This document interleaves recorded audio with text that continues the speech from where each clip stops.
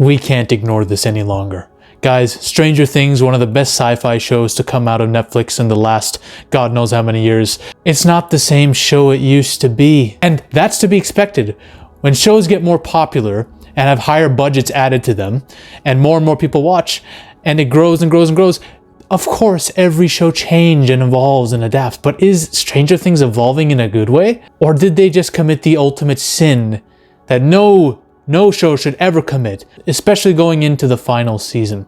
Now, when Stranger Things came out, I was fresh out of high school going into university. That intro opening music is nostalgic as hell, and I don't even know why. I wasn't born in the 80s or the 90s. I wasn't a kid back then, but still it managed to give me that aura. Season 1 was amazing. Season 1 was just amazing. Season 2, quality fell off a bit. They tried to do this dumb X-Men plot randomly in there, and it just, something felt missing. It didn't capture the same essence that season 1 did. Season 3 was still, there was a lot going on. Too much. Season 4, I really liked a lot of things about it. More than I was even expecting. But there are some problems that need to be addressed, including the ultimate sin that Stranger Things committed that they should never have done ever. Stranger Things has pretty much become Infinity War with the amount of characters that are in it, and they all come together from different parts of the story in a culmination event at the end. And I love my culmination events. I like Infinity War and Endgame. I like Lord of the Rings with all these characters, right? From different places coming together. And this is bound to happen when you're pouring $100 million+ into a show. So Stranger Things blew up, okay? Now, we have a problem. I'm not against having a bunch of characters in a show. I do like it. The issue comes when 50% of the characters I don't give a flying turtle shite about. Let me tell you, let me just get across this, who the goats are, okay? Hopper, goat character.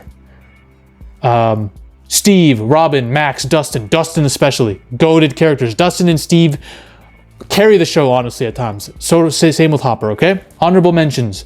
Joyce, good character. I think she's better with Hopper and other characters than she is alone. I think she's just more interesting with them.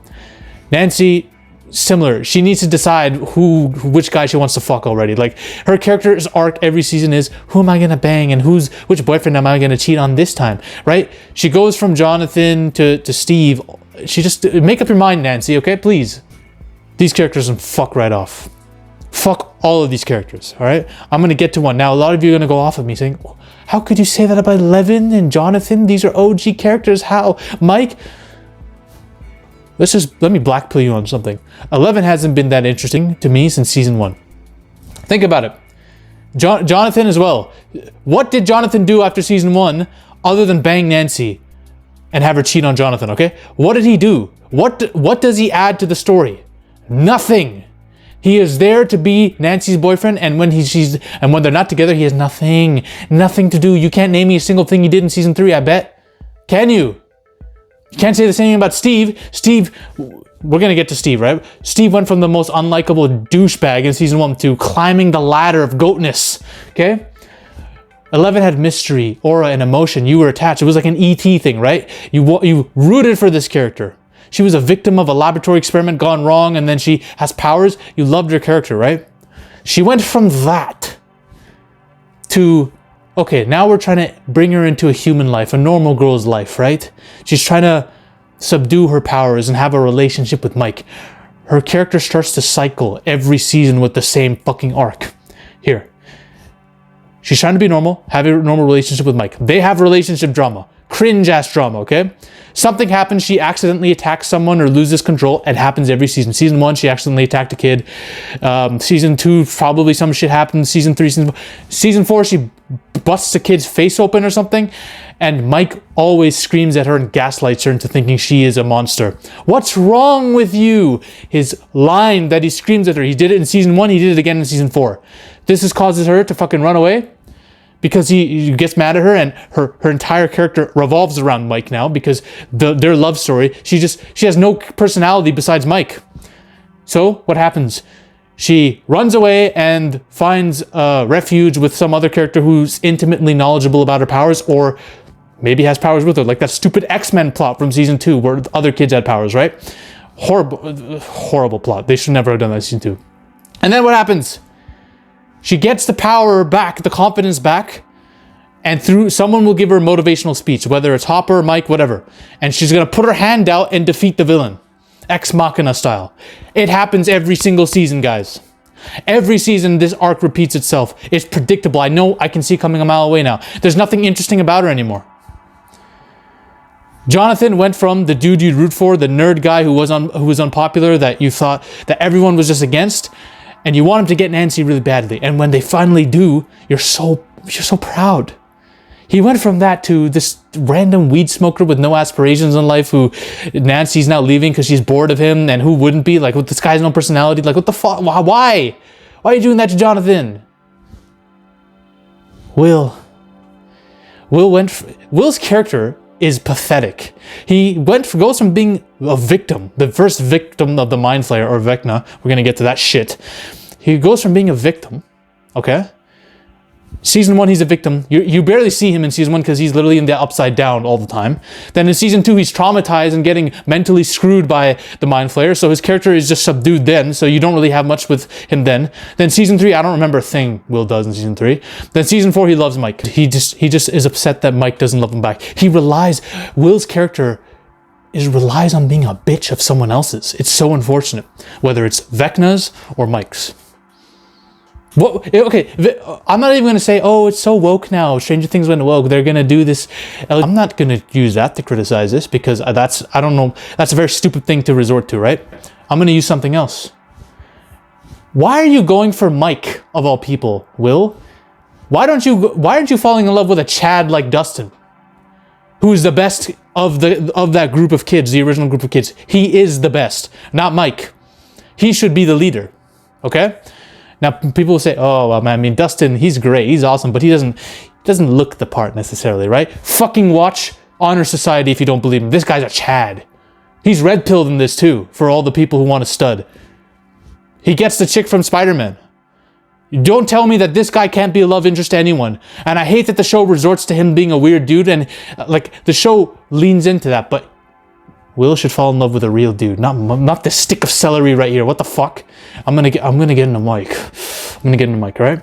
So now Will's entire character revolves around Mike. Every scene we see of Will, he's staring at Mike with sadness in his face, looking at him and Eleven having fun. Will's depressed throughout the show. Why can't they give this character something else to do? Okay? There's one great scene, though, with him and Jonathan where they console, where he kind of comes out of the closet to Jonathan, and Jonathan tells him everything's going to be okay. It's a great scene. Beautiful acting done by both of them. It's the best scene Jonathan has, arguably, in the last 2 seasons. And same with Will. This is like the one scene I remember of them, and I'm like, oh, that's what I'm talking about, guys.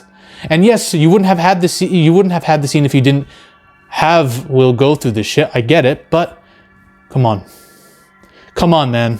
We need something else. I don't want Will to just be depressed over Mike of all people.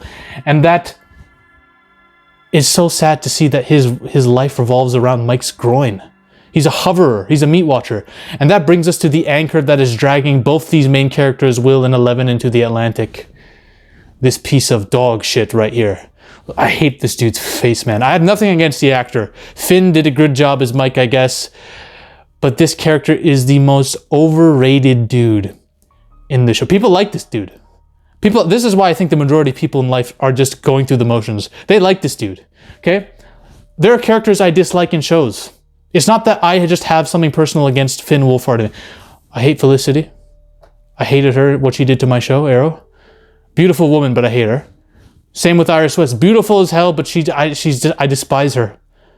Elena Gilbert, yes, I watched Vampire Diaries. There's some guilty pleasure stuff that I've seen, guys, so don't come at me. All of these beautiful women that have such promise, and they ruined my shows. These all happen to be CW shows too. It's so funny. Stranger Things is Netflix, but it sometimes turns into a CW show. And then we have this fucker, who I hate more than all of them put together. He needs to die in the most brutal way possible, and I have an idea as to how, okay? Now, he went from being the leader of the group when Will was kind of kidnapped by the Upside Down, and you liked him. I never liked him, by the way, but I could see why people liked him then. Then he goes from that to this douchebag that you don't want anywhere near your daughter or your sister, the guy who's just prowling for the girl. He just goes from leader to simp. And it goes to the point where his character just revolves around being Eleven's boyfriend. That's his personality. He was friends with other dudes. He did other things, and then he just revolved around her. It gets to the point where it's so bad that Will has to remind him, like, yo, we're still friends, right? You don't have to just be focusing on her all the time. And Mike is getting pissed at Will for this. And I'm like, bro, Will's right. Mike, I get it. You want Will to move on with his life past you because you're grown up. You've grown out of that friendship, but you look like a douchebag, bro. And listen, the real leaders of the group have always been these two, the GOATs. Max came into her own season 4 with running up that hill sequence, and Dustin's always been the GOAT, okay? And he's a textbook gaslighter, not only to Eleven, where he screams in her face, what's wrong with you, after she accidentally loses control, because she would lose control, she's a lab experiment, but he tries to gaslight Hopper. Hopper is being protective of his daughter, rightfully so, and Mike's trying to make it look like Hopper's the crazy guy. Fuck off, Mike. He ruins these other characters. That's why I hate him the most, because he drags them down, and that in turn drags down half of the story of the season. I hope that somebody just like accidentally, let's say like Will is checking out Dustin or something and accidentally pushes Mike into oncoming traffic. Like I hope he gets hit by an ice cream truck or something, man. I just need him dead. These people all day. And Hopper. This is what I like. I don't like anything with these characters, okay? Now let's get, oh, by the way, come on, man. This just makes me sad. Eddie is one of the best add-ons to any show ever. He is the hidden gem of the season. Everything about him, his personality, he's interesting. He's a Dungeons and Dragons biker dude, kind of dude, who's like part of this Hellfire Club. And he has a great relationship with Dustin. Why the fuck is Mike in this picture? Get him out of this fucking picture. He has a great relationship with Dustin. That chick, Chrissy who's depressed. He's the first guy to put a smile on her face right before selling her drugs, but we don't need to go into that. He shows off his personality to her in the forest in like, I think episode 1 or 2. And it's great. You're like, God damn, this guy's a cool dude. And then when she brutally dies, I might add, I saw his arc coming a mile away. He's going to sacrifice himself and not run away. And he's going to die. And he did. You just killed off the best new character. They did the same thing with Billy. Now, Billy, to me, is not as likable as Eddie, but they do this all the time. Why? Because they'd rather kill off the fresh new blood who was awesome over the OG characters that they have no balls to do anything with. Even when Will and Mike have nothing to do ever, they still need to keep them around because, oh, they're the OGs, we can't kill them off. Fucking stupid. Eddie should have lived. He has the most interesting scenes with half the people, bro. He's one of the best personalities in the show. You think I care about Mike, Will, or Jonathan? At least kill Jonathan off, man. What the Okay, now we have the most ultimate sin ever. Part of the reason I kept watching the show is the Mind Flayer is such an interesting, almost cosmic, Lovecraftian entity to me. I love my Lovecraftic entities. All my followers know this. When he's around, I'm like, this is a dark, ethereal being from another world that's pulling strings behind creatures that are coming down here. This is awesome. I like the mystery there behind him that we don't know his origin. We just see him as a force, like Sauron almost, right? And turns out he was a smoke projection created by Vecna. You're telling me that one of the most badass beings ever in the last 3 seasons was created by this dork as a means to get back at a little girl who beat his ass? You killed off all the aura of the Mind Flayer by doing that. You ruined a perfectly good villain by having him become this nerd. Vecna on his own is a decent villain, right? He should have been a puppet of the Mind Flayer, not the Mind Flayer itself. It's become Harry Potter now. The main character who's a kid has a cosmic connection to the villain that's behind it all because something happened way back, a couple of years back, and caused the villain to go berserk or destroy his physical appearance, like in Harry Potter. And I thought the Mind Flayer was like this ancient being that's existed since forever, right? No, it was just a couple of years ago when she was a kid, younger, and did this to him. What the fuck? What the hell? This is like this, and I guarantee you this wasn't the original plan. Mind Flayer and Vecna were going to be separate, but they were like, okay, we only have one season left. Fuck, let's just make them the same thing. God damn it, man. And the mystery's gone now. If you're an Alien fan and you really like the idea of the space jockeys being a mystery being, and then you saw what the hell Ridley Scott did and just made them engineers who created humans, if you were disappointed by that, that's me times 10 when it comes to this.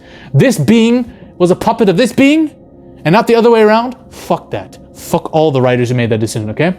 We're gonna fix this right now. We're gonna fix this right now. I am putting a hit out on Mike, okay? They need to establish early on that maybe that smoke cloud was created by Vecna, but the Mind Flayer itself is beyond that. He's an idea, a being beyond all that. And Vecna is a puppet that he gave the powers to, that he enhanced, okay? Vecna is destroyed after season 4, right? But his essence still lives on like Sauron, right? So let's say Vecna, who's like a messiah of the Mind Flayer, approaches Will and says, hey Will, you want Mike? You want his groin? You want a piece of his ass? I got you. 11's your obstacle to get to Mike. She's my obstacle too. Let's team up. And Will's gonna be resistant. He's gonna be like, hell no. But they still have a connection established from season 1, right? Psychologically. So he's going to exert his influence on Will. He's going to say, hey, Will, you know, you don't like living in your own skin. You kind of hate yourself and you're sad about Mike. Let me take over. Let me give you some powers. And in return, I'll take 11 from you. So Will give in. All right? We're going to see evil Will in this season, okay? They're both going to ambush 11. 11's going to be taken and nearly killed, put in a coma, and the Mind Flayer is going to be sucking her essence, okay? So that's what's going to happen. She's nearly going to fucking die. Now, Will, after seeing this, will have immense guilt because he's not fully evil yet, mind you. So he takes back control of his body and the connection's severed, which creates a weak link for Vecna, which causes them to completely kill Vecna. And this is going to happen halfway into the season. They're going to kill Vecna. Completely, he's gone, leaving only the Mind Flayer and his upside down world, right? So Will, after being free, he's going to admit what he did in helping 11 get captured. He's going to admit it to Mike. Mike's not going to like that. Mike's going to get pissed. Mike might hurl an F slur at him. He's going to yell. Will is going to lose his shit. His mind won't be able to take it because Mike is a textbook gaslighter, right? So he's going to take Mike. He still has the powers, the remnants of Vecna and Mind Flayer in him. So he's going to find out that he does have telepathic powers still. And he loses his mind, shakes, and he nukes Mike off the face of oblivion. He hurls Mike into an oncoming school bus. Okay? There's a reason why. Mike is going to get run over. Then the dude, and it has to be this dude, driving the school bus is going to be like, wait, what the fuck just happened? He won't see Mike's mutilated body. So he's going to reverse the bus to see what happened and accidentally run back over Mike. And Mike's going to be completely destroyed. And I want a zoom up shot to Mike's face as he's being crushed by the tire. That has to happen, writers. It's integral to the story. So Mike's going to brutally die here. Will, after seeing what he's just done, he's going to give in to the darkness. And the Mind Flayer itself is going to exert all its influence on Will, possessing him completely, like he did with Billy. And then Will's going to turn to the dark side. And then we're going to see him versus 11. Sexually frustrated Will versus sexually frustrated 11. Fighting it out for retribution over Mike's death. This will be the final fight. But you know what they're really going to do? They're just going to be like, oh, through the power of love, Will and 11 will both defeat Vecna. Some bullshit. Put me in the writer's room. Let's just, you know what? Even if you don't do any of that, can we just do this? He's a cancer on the show, guys. Okay? That's all for me. If you want real monster lore, alien lore, after they just fuck this up, you know, check out the Cloverfield movies. I have made a video discussing Cloverfield and its possible sequel and how that lore might go, okay? Like and subscribe. Thank you.